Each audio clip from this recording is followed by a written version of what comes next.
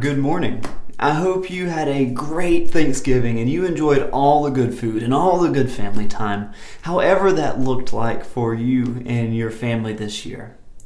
Last week we talked about being thankful. And if we're honest, that's kind of what we talk about at Thanksgiving, right? We talk about the things that we are thankful for, the things that we are grateful for. Well, Thanksgiving is now over, but that doesn't mean we should stop being thankful. Check out this story found in Luke 17, starting in verse 11. Luke 17, verse 11. On the way to Jerusalem, he, Jesus, was passing along between Samaria and Galilee.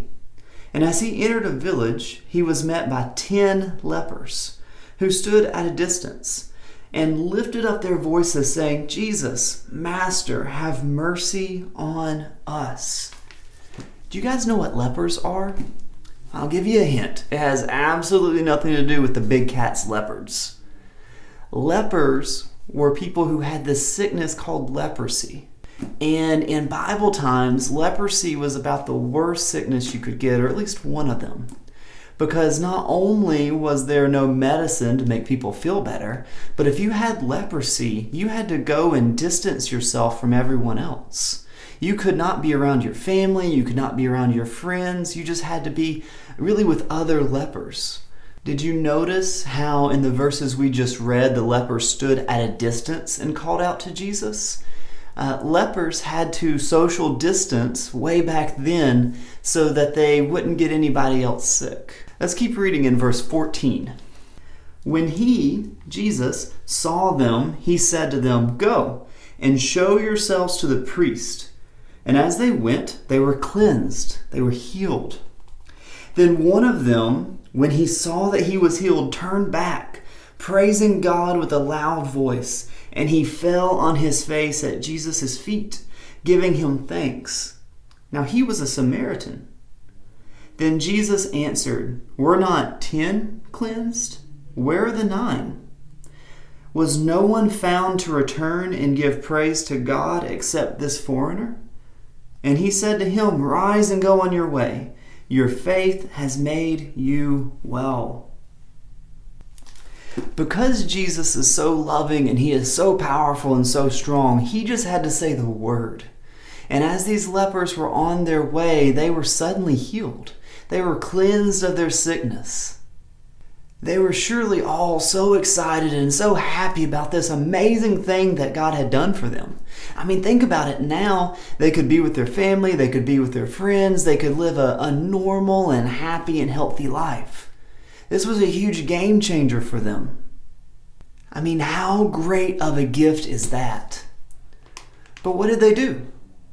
9 of them, when they saw that they were healed, they just kind of went on their way. And yeah, they were excited, but they just went and did whatever they wanted to do.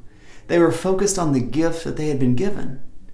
But one of them, one of the lepers, or former lepers, realized that, hey, this was from Jesus. This was a gift that God had given him. So he went back and gave thanks. He praised God for what God had done in his life. He was more focused on the giver of the gift.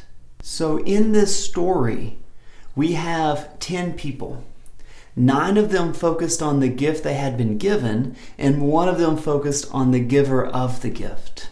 Now, this is to remind us that when we get good gifts, when we get blessings in our life, and God has given us so many blessings, we're not to just focus on the gift, but also thank God for them.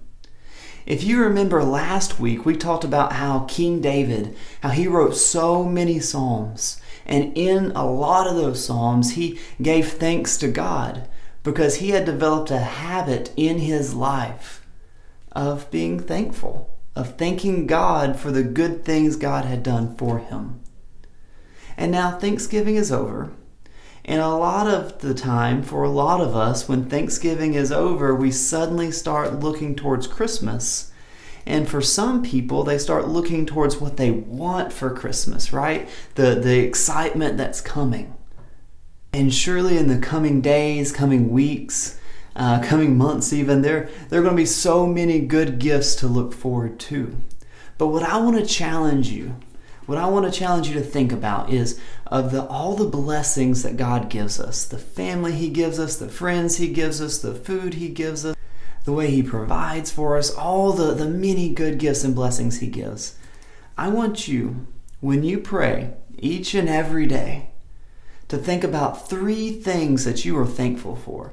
3 things that God has done for you, that He's given you, that He's allowed to happen in your life. I want you to name 3 of those things, and I want you to thank God for those things. Because the good gifts in our life, they remind us of the goodness of God.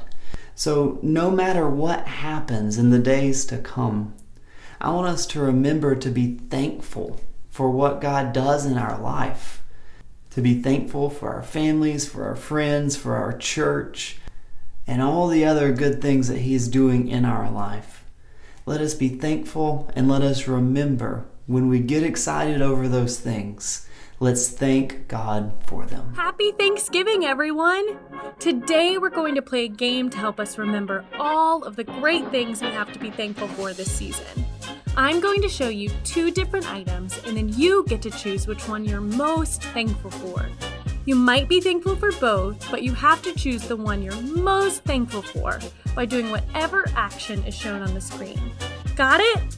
Good. Here are your first 2 choices. If you love dogs, then I want you to jump up and down as fast as you can. But if you love cats even more, then I want you to clap your hands as fast as you can. Nice job! That was fun. All right, catch your breath. Let's try 2 more. If you love pizza, then I want you to stretch your arms as high up as you can. But if you love tacos even more, then I want you to reach down and touch your toes. Great job! Let's see what these next 2 will be. If you love books, then I want you to stand on 1 foot. But if you'd rather watch a movie, then I want you to spin in circles. All right, I bet all of you movie lovers are feeling a little dizzy. These next 2 will be a little easier. If you love fruit, then I want you to march in place. But if you love vegetables even more, then I want you to freeze and stand perfectly still. Great job! All right, we've just got a few left. Let's see what these next 2 are. If you love playing sports, any kind of sport, then I want you to do jumping jacks as fast as you can. But if you love playing video games even more, then I want you to do your best victory dance. Nice job. Let's see what our last 2 will be. If you love ice cream, then I want you to wave your hands in the air. But if you love candy even more, then I want you to flap your arms like chicken wings. Great job, everyone. That was so much fun. God has really given all of us so much to be thankful for. Let's not forget to tell Him, thank you.